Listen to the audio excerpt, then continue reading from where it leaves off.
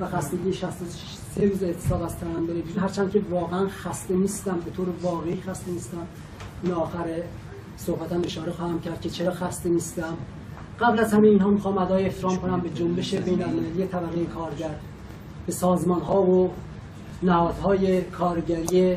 محلی و بین‌المللی در اروپا، کانادا، استرالیا و همه نقاط دنیا.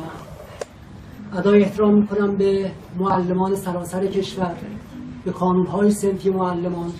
به فعالین و چهره‌های جسور این جنبش ادای احترام میکنم. ادای احترام میکنم به فعالین مدنی و اجتماعی، به فعالین حقوق بشر و آزادیخواه، به زندانیان سیاسی به ویژه در زندان‌های ارجاعی شهر و اوین و به جنبش دانشجویی که همواره جنبش کارگری و جنبش معلمان رو علی‌رغم هزینه‌های فراوان همیشه همراهی کردند. و درود میفرستم، ادای احترام میکنم به تشکل‌ها و نهادهای مستقل کارگری و محافل و جمع‌های کارگران در کارخونه‌ها و یاران عزیزم در اتحادیه آزاد کارگران ایران که دست در دست هم دوشادوش کانون صنفی معلمان خواستی رو که من اسماعیل عبدی عزیز از درون زندان حول پایان دادن به امنیتی کردن اعتراضات صنفی کارگران و معلمان و برداشت شدن اتهامات امنیتی از پرونده‌های فعالین صنفی این خواست رو مطرح کردیم، اون رو تبدیل به یک جنبش عظیم کردن این دوستان. دست در دست هم معلمان، کارگران رو تبدیل کردن به یک جنبش عظیم. اما تا اونجا که به مطالبه‌های این جنبش برمیگرده به طور مشخص برشمردم، واقعیت اینه که هنوز اتفاق در خور تأملی برای تعاون‌ها به نظر من رخ نداده. هرچند که اسماعیل عزیز، بهشتی، آقای رسول بداغی، علیرضا هاشمی و من امروز تو خونه‌ام هستم، اینها آزادن. این به نوبه خودش واقعا شرف انگیزه، اما هر لحظه امکان این که به ویژه اسماعیل عبدی و یا بهشتی یا من برگردم زندان وجود داره. و مهمتر از اینها هنوز بهنام ابراهیم زاده و محمد جراحی علی‌رغم 7 سال زندان پرمشقت، خیلی پرمشقت بوده زندان این دوستان، بهنام بخچش مریض بوده، محمد جراحی خودش مریض بوده توی زندان، علی‌رغم این 7 سال اینا هنوز آزاد نشدن، باید فوراً بی غیر شک آزاد بشن. به این معناست که من این بحث رو مطرح میکنم که واقعا این جنبش که الان شکل گرفته در واقع در آغاز راهیه که به نظر من نهایتاً باید به اون جایی ختم بشه که کارگران، معلمان، پرستاران، همه زحمتکشان قادر بشن تشکل‌های خودشون و تشکل‌های مستقل خودشون رو برپا بکنن، قادر بشن اعتراضات محلی و سراسری برای دستیابی به مطالبات بر حقشون سازمان بدن، بدون اینکه اعتراضاتشون امنیتی بشود و بدون اینکه با اتهامات سنگین امنیتی به زندان‌های طویل مدت مواجه بشن.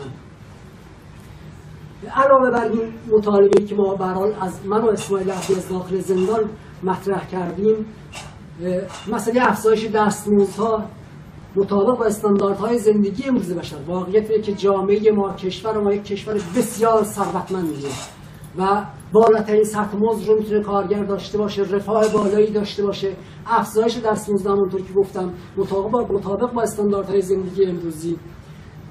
مزد برابر در ازای کار برابر که با وجود شرکت‌های پیمانکاری کاملا در بعد میلیونی در واقع داره پایمال میشه، حق برپای تجمع، حق برپای اعتصاب، حق برپای تشکل مستقل بدون کسب اجازه از دولت و کارفرما، عرضم به خدمت شما تضمین امنیت شغلی، اینها به مثابه حقوق بنیادین کارگران و معلمان اون چیزهایی هستند که ما خواهان تحققش هستیم، حداقل‌هایی هستند که توی مملکت باید تحقق بشن. و من به نوبه خودم به عنوان یک کارگر و اطمینان دارم دوستان معلممون هممون چه در زندان باشیم چه بیرون باشیم برای تحقق این مطالبات مبارزه خواهیم کرد و هیچ کس نمیتونه این حق مبارزه را از ما سلب بکنه. هیچ قدرتی نمیتونه به ما بگه نون نخواهید، خواهان بهبود شرایط زندگیتون نشید. هیچ قدرتی این کار رو نمیتونه بکنه، هرچند که ما رو به زنجیر بکشه. من دیگه بیشتر از این سر این موضوع نمیخوام وقتتون رو بگیرم، اما در رابطه با نکته‌ای که گفتم اول صحبت گفتم آخر میگم، واقعیت اینه که دوست دارم اینو بگم، اعتصاب واقعا سخته. من 50 سالمه واقعا روزهای بسیار سخت رو گذروندم، اما علیرغم این سختی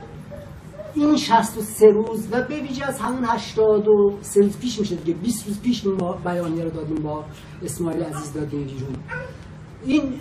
83 روز در طول 50 سال زندگی من نه یکی بلکه پر افتخارترین، شکوهمندترین دوره زندگی بوده،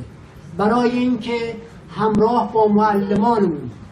با شخصیت‌های برجسته جنبش معلمان حرکتی رو شروع کردیم که هر روز داره عمق بیشتری پیدا میکنه، متحدتر داره، مسئله مقوله کارگر معلم داره اتحادش قوی‌تر میشه، داره پیش میره و عملا فونداسیونی به نظر من گذاشته شد. و من همینجا میخوام این رو به همه بگم که در این قضیه همت معلمان از ما بالاتر بود و به ویژه شخصیت‌ها و چهره‌های شناخته شدهشون.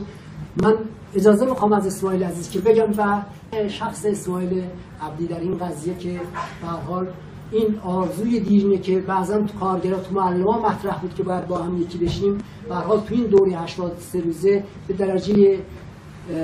قابل توجهی به نظر من و شرف انگیزی به نظر من جلو رفت. زنده باشید دوستان.